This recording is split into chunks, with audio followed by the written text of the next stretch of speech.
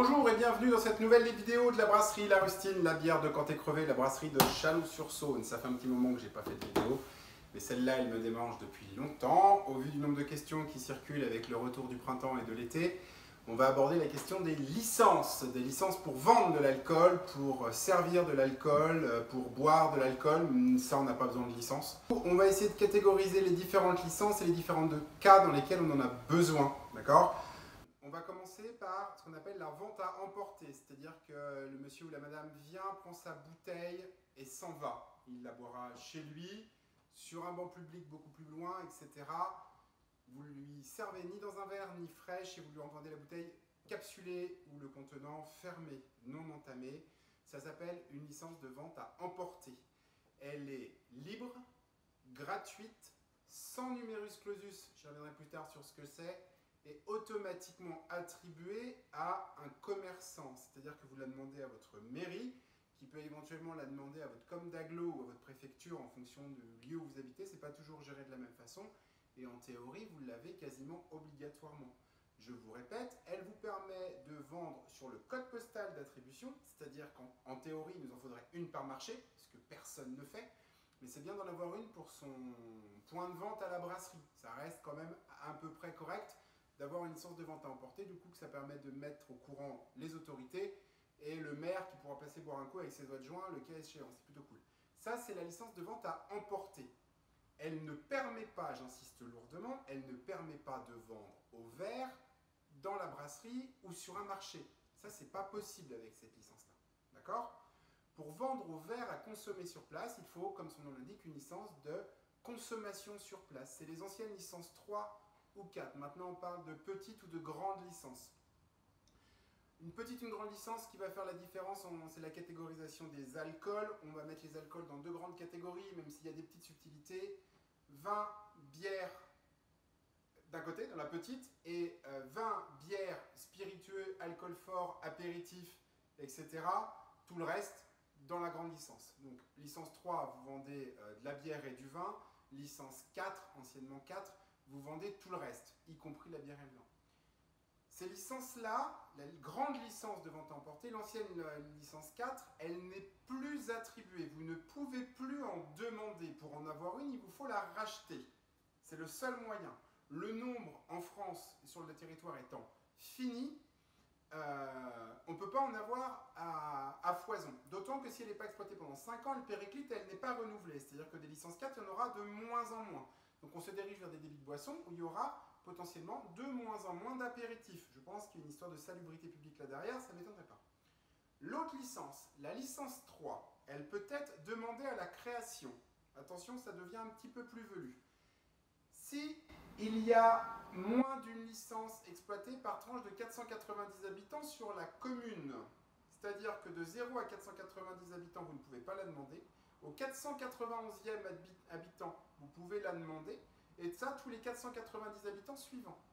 S'il y a des gens qui les ont déjà demandées et si elles sont déjà exploitées, et qu'il y a, je ne sais pas combien fait 490 x 3, mais s'il y a 3 fois la tranche et qu'il y a déjà 2 personnes qui l'exploitent, les 0,490 ne pouvant pas être utilisés pour créer une licence, vous êtes berné comme la bernique. C'est-à-dire que vous ne pouvez pas demander la création.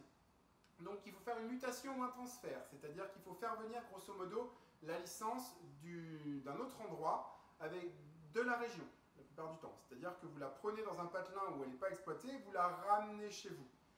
C'est rarement gratuit, c'est-à-dire que la licence, quand elle part, elle est vendue par un ancien bar, un ancien commerçant ou peu importe. Il vous la vend.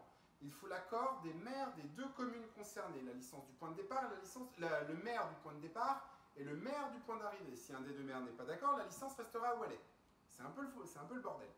Ça, c'est la licence 3. Et malheureusement, à moins d'avoir une licence 3 ou 4, je vais être hyper catégorique et je sais que dans les commentaires ça va s'enflammer, la licence 3, à moins d'avoir une licence 3 ou 4, il n'est pas possible en tant que société, entreprise individuelle, auto-entrepreneur, etc., de vendre de la bière à consommer sur place à quelqu'un. Point barre. Licence 3, licence 4. Ça, c'est dans le cadre de votre brasserie. Vous ne pouvez pas vendre de la bière à consommer sur place à quelqu'un, c'est ce que dit la loi. Il y a des projets en cours de la part des syndicats pour avoir le même droit que les viticulteurs qui, eux, ont le droit de vendre leur production à consommer sur place, mais c'est pas fait. Ça n'existe pas pour le moment, c'était dans les tuyaux avant le confinement, et là, plus personne n'en entend parler. Il y a des gens qui ont demandé des espèces de dérogations parce qu'ils sont paysans brasseurs à leur préfecture. Je n'ai aucune idée de la couverture que ça leur apporte, à mon avis, que dalle. C'est-à-dire que si vous avez un mec un peu éméché qui se crache à la sortie de votre bâtiment, en dessous des 0,5 g, à mon avis, vous y avez droit tout chaud, vous serez potentiellement responsable pour avoir donné de l'alcool sans autorisation d'en donner. Faites gaffe avec ça, c'est du code pénal, c'est pas du code civil. Le code pénal, c'est là où on va en zonzon. Hein. Les peines les plus lourdes, elles sont dans le code pénal, pas dans le code civil, quoi. Donc, soyez vigilants.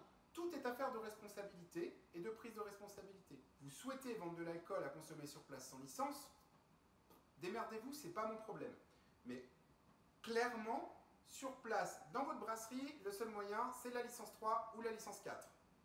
Pour obtenir une licence 3 et une licence 4, en dehors du fait qu'il faut soit la demander avec cette histoire de 490 habitants, soit aller la chercher dans un autre endroit, il faut également détenir le permis d'exploitation. C'est une formation obligatoire de 2 jours ou 2 jours et demi, je ne sais plus, dispensée par un organisme agréé.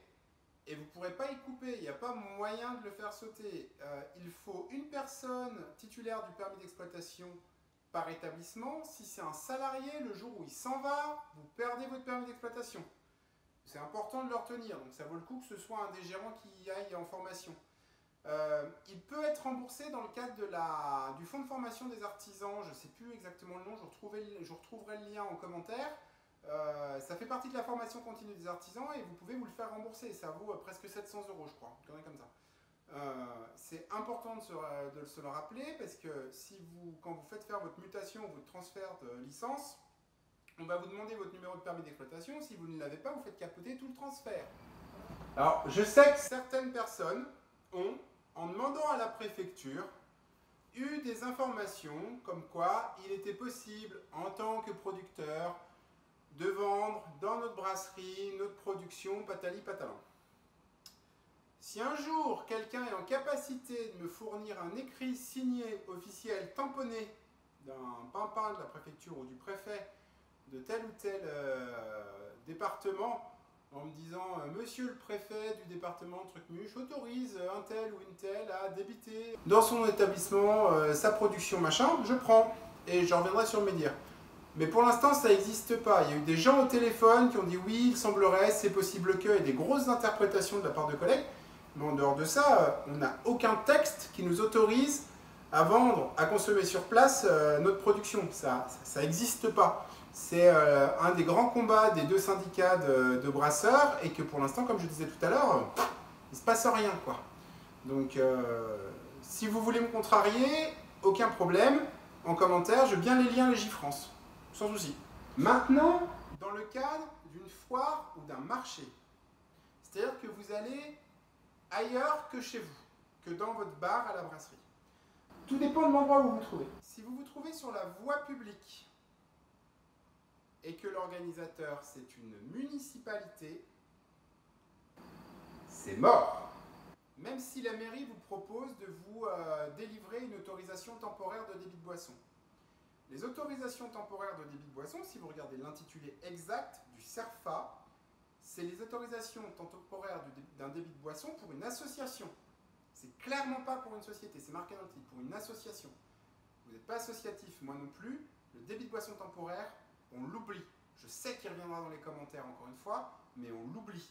Il ne marche pas, il ne vous couvre pas, il ne vous dédouane pas. C'est-à-dire que vous vendez de l'alcool sous couvert d'une autorisation temporaire de débit de boisson, bah c'est comme si vous vendiez de l'alcool sans licence, sans autorisation aux yeux de la loi. C'est pareil. C'est comme si vous n'avez pas le permis et que le maire vous dit « Non mais c'est bon, sur ma commune, tu peux circuler, il n'y a pas de problème, je te fais une autorisation. » Ça ne marchera pas. Hein.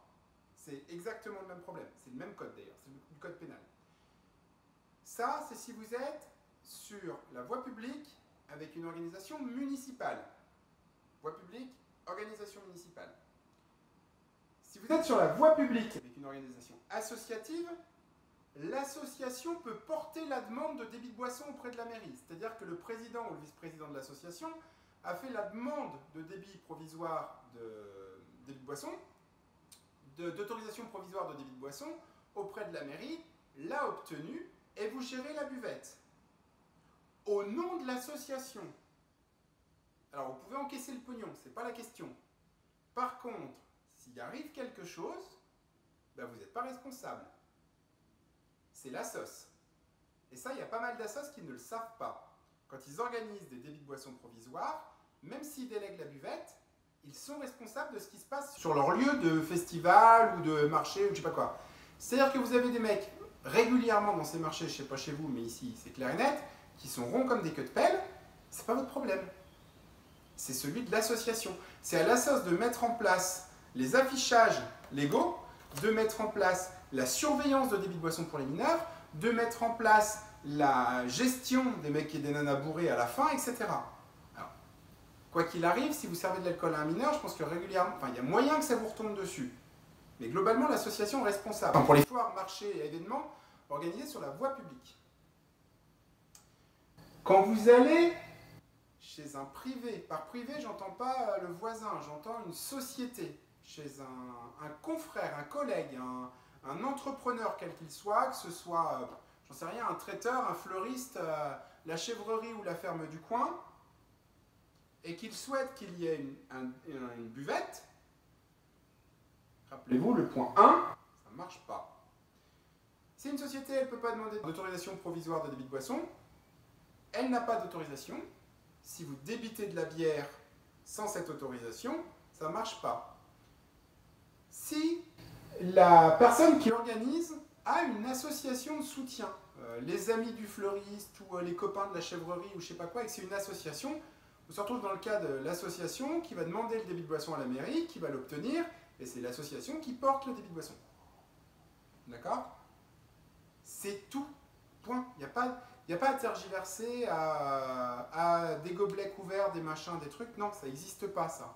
C'est soit vous vendez en bouteille fermée, c'est de la vente à emporter, soit vous vendez à consommer sur place, c'est de la vente à consommer sur place et c'est ultra réglementé.